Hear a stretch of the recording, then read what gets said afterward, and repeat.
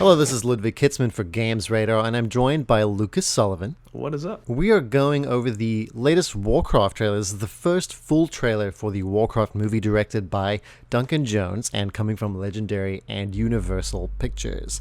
There's a lot of hidden stuff in this trailer.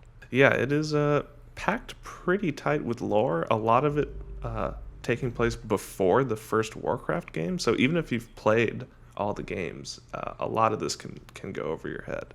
So we start with this sort of idyllic look at the world. It kind of establishes that this is a fantasy world. We see some snow-tipped peaks, and then we see the city of Dalaran, which is, well, it's a mage sanctuary. It's not a city. Yeah, this is where all the magical research takes place in Lordaeron. And so this shot, I think, helps us establish that things are going pretty well in the land of Azeroth. Like, it's magical, it's pretty idyllic and scenic, and what could go wrong? You also see a little bit of a force field on that tower, which I guess is just another way to sell you on the fact that magic exists. It's extremely magical. Then over here we have a shot of Stormwind Keep, which is, I think it's a very good shot because it conveys, even if you're not familiar with Warcraft, that this is a really developed, advanced city, and at the center of it is this gigantic tower. That's Stormwind Keep, and this is the city of Stormwind itself. Which is quite a bit bigger than it is in World of Warcraft, but then again, that wouldn't be too practical. And again, this is another shot that is giving you this inkling that the peace of this world is about to be disturbed. And here we have the Circle of Mages, and we think it's the Kirin Tor. Yeah, they're the ones who they kind of lead all the research that happens in Dalaran.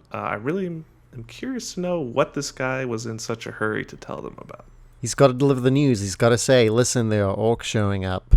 We may need some spells. Do you have any in supply? Some polymorphs, perhaps. We need the elixirs. And over here, we have our first look at Travis Fimmel, who plays the human protagonist, Anduin Lothar. And he's saying, something is coming. I can feel it. Dark forces are upon us. Which is kind of scary. So he's clearly going to be in the role where at some point he's trying to convince someone that something is going terribly wrong and they need to act on it. But are they going to listen? Definitely not. He also looks a little bit like Thor. He does. It's a nice beard, long hair combo. So in this next scene, this is the first bit of major action. We see the orcs attacking the foot soldiers in a forest.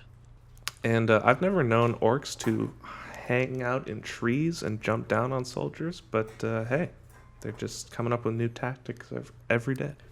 So my theory is that this is sort of the first encounter between the orcs and the humans. They've just gotten there, and maybe they're just surprised to see who else is in this world, and they don't really know how to react, and that leads to this chaotic battle that's going to color the conflict to come. But I just realized that those are green-skinned orcs attacking the foot soldiers, so it's possible that these green-skinned orcs are ruining it for all the other orcs that are coming through from Draenor. We also have a brief shot of Anduin contemplating what just happened and holding some kind of object. I don't know if that's going to be an important one or if it's just a little bit of orc medallion or something.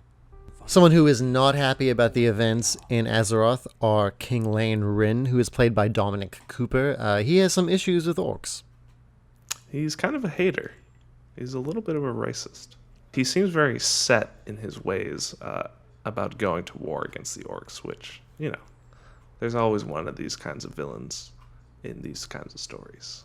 And then we cut to a very cool visual of the orc homeworld, which is Draenor. And this planet is literally falling apart. It's done. It's basically doing the Krypton, and the orcs need to get out of there. Yeah, it's especially cool to see this if you played the most recent WoW expansion, Warlords of Draenor, because you actually go back in time and to another planet to kind of rewrite history. But that gets a lot more complicated than this movie.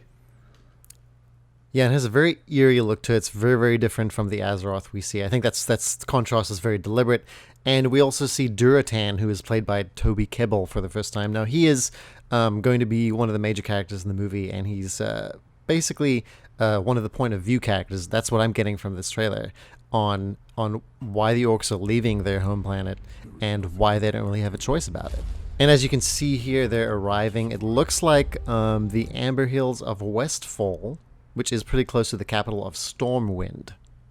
If you played WoW as Alliance, you might remember fighting harvest golems there. And who is this with Durotan? And who is this delightful puppy they have? So that's Orgrim Doomhammer on the right, who actually comes back as a boss in the most recent expansion. He's kind of Durotan's right-hand man, but there may be tension between them. His last name is also Doomhammer, which is pretty darn cool. Very, very ominous. Then we have Durotan's son, Thrall, briefly seen here. He's the cutest thing ever. And I think this is my favorite scene in the whole trailer. It's a little schmaltzy. It's a little cheesy, you could even say. But Durotan and his wife, Draka, are talking about what happens next. And they both agree that whatever happens, this beautiful baby has to be protected. And I think this is also the point where you are meant to see the sympathetic viewpoint of the orcs and why the people of Azeroth not wanting them there are kind of mean. It's so funny seeing Thrall when he was the size of an orc's hand. And Thrall, of course, grows up to be a very important figure in the World of Warcraft stories to come. Yeah, Thrall is basically the main character of Warcraft 3 and then becomes one of the central leaders in World of Warcraft. We also have a brief shot here of Ladia Taryarin. She's King Lane's mother, and she advises on the council, and hopefully she is going to be a voice of reason, because I don't think I would want to get into an argument with her. That's my reading. Yeah, I doubt she'll play too much of a role in the story, but maybe she'll scold her son for being so racist. And at this point, we're seeing the king trying to deliver an ultimatum to his allies and saying, we have to unite, or our world will perish. And this was one of the recurring themes in the first couple of Warcraft games, was that the various factions in humanity had to unite to push back the orc horde who were pouring through the dark portal. But all that war just begets more war. And that's kind of the cycle that Thrall grows up to break in Warcraft 3. We also have another great shot of Stormwind, which just looks huge. They're putting a lot of detail into the cities here. And the draw distance is amazing. I think this movie is running on a really high-end PC. This is a very Lord of the Rings style shot to me, which is a good sign. Those movies are great. And over here we have this really quick glimpse of an orc shaman, and we think it's Ner'zhul, who, again, that's another cool name in the Warcraft lore, and he's a shaman. Yeah, you gotta love their power over the elements, and their tribal face masks are pretty cool too. And so he's responsible for there being more than one kind of orc. Yeah, Ner'zhul kind of got duped by a bunch of demons from the Burning Legion to convince orcs to drink the blood of Manaroth, which basically corrupted them to the point that they had to be put down. And I haven't seen anything related to Manaroth, but I mean, that might feature in future Warcraft movies, because this one is, of course, subtitled The Beginning. So here we get a good look at Garona, played by Paula Patton, and there's a reason she looks different from all the orcs and humans. That's because she is half orc, half Draenei, who is the other race that came from Draenor. They're kind of like space elves, but who knows if they'll actually show up in the movie or not. They're also really good at clearing clogged drains. I think you may have that mistaken for something else. So this shot is interesting not because of what is happening in the foreground, which is a very angry-looking Durotan, but there are remnants of the dark portal in the background. Yeah, you can see the hooded figures that are on each pillar very clearly. And that is the portal through which the orcs come marching into Azeroth.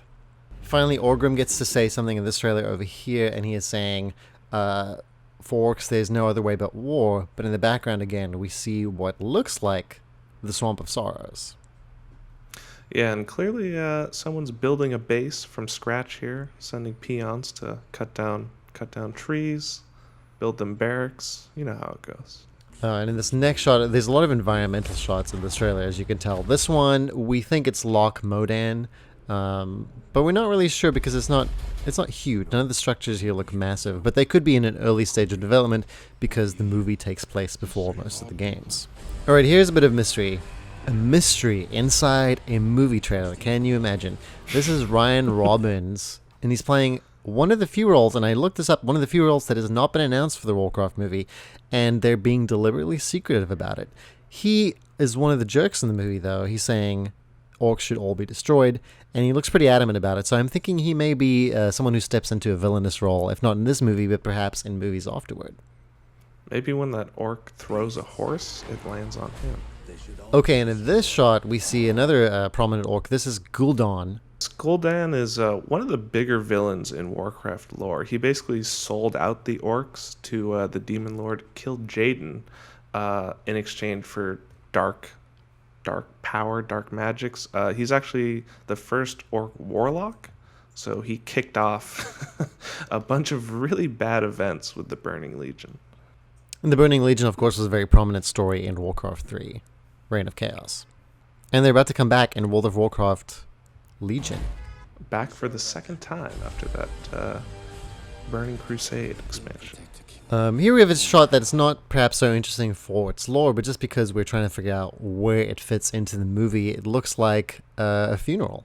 What I really hope is that this isn't one of those times where they totally show the ending in the trailer. So here we get a close-up look at one of the grunts in the orc forces, and there's a lot of detail here. He has a shield, first and foremost, to go with the usual axe. He's got a helmet, horns on the shield, and that sweet horde logo, that sweet horde insignia. Branding. Hashtag branding tattooed on his arm.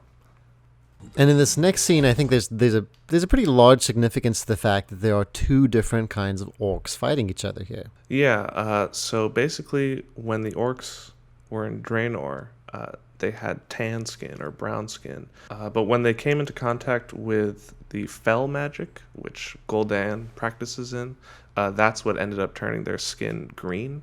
So orc infighting is happening between two factions. Kind of the original orcs, and you could call it the corrupted orcs. And this is likely going to connect to one of the larger conflicts in the movie, which is Durotan wanting to side with humans and find peace with them, and some of the other orcs completely disagree.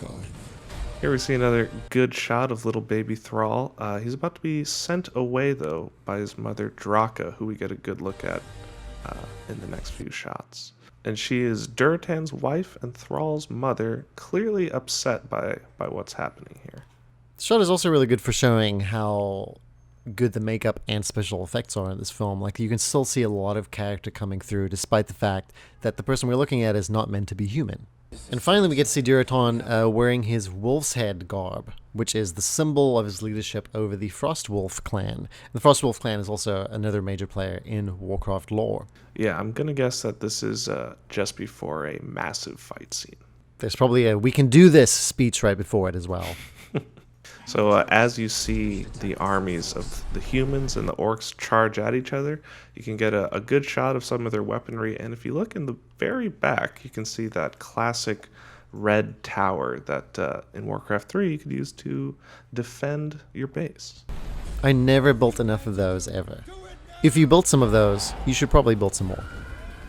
So at this point in the trailer, things are really heating up. This is the part where it's meant to get you really excited, and we see a gigantic aerial view, which is really appropriate given the real-time strategy roots of Warcraft. Yes, and I do have to wonder if, even though this is at the end of the trailer, maybe this is the beginning of the film, because Anduin is just charging into battle against the orcs. This might be just after they've come through the Dark Portal, and no one really knows what's going on, so they just decide, let's kill each other.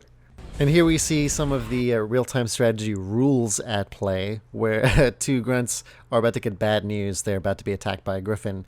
And as we know, land-based units cannot attack air-based units.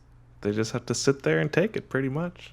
So all things considered, even little touches from the video game, like the aerial view and this scene here, it looks like the movie is shaping up to be pretty faithful to the games, even though it takes place in a part of the games that wasn't really that richly explored before. Yeah, that's a lot fit into 2 minutes, and I'm excited to see what else they show. Like, we haven't seen any of Medivh yet, who is a mage that plays a huge role in the story. So there's much more left to discover.